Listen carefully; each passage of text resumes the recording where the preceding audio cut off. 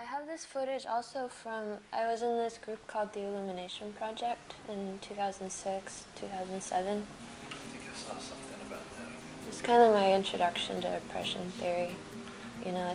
Yeah, you told about that. Yeah, I thought I was such a badass activist before I did that, and realized I had no idea. I had no idea I even had privileges. Yeah.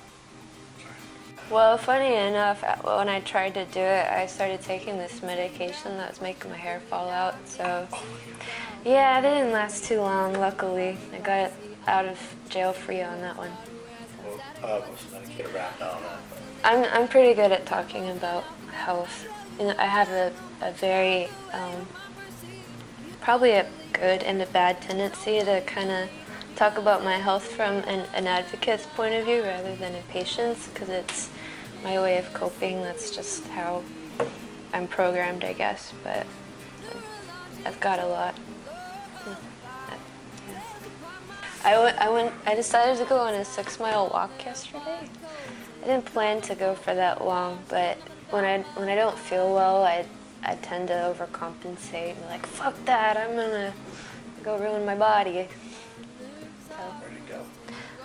I was supposed to go have tea with someone down the road, and they pushed it back 2 hours later, so I walked all the way around Southeast, basically, and went down to Hawthorne and back. It's a good day for you. Yeah, I was on Remicade and methotrexate, which one's a TNF blocker that shuts off your immune system, and methotrexate's something they give to cancer patients to, yeah, so I grew up on that kind of medication. Anyway, I've got some footage from that, and it's really intense to watch, because at the beginning of the documentary, they kind of chose our year to film a documentary. They had this funding and they did it, and it just so happened to be the year I was in it. And the beginning of the film, we're kind of talking about ourselves and where we come from and things like that. And I just look like a fucking idiot at the beginning of the movie. And it's, you know, obviously I had no idea what, like, protected classes I was part of, what my privileges were, things like that. And towards the end of the video,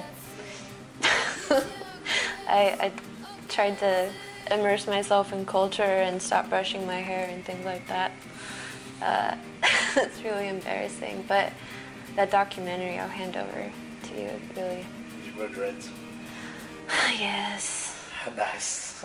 I'm on better terms with my white guilt these days.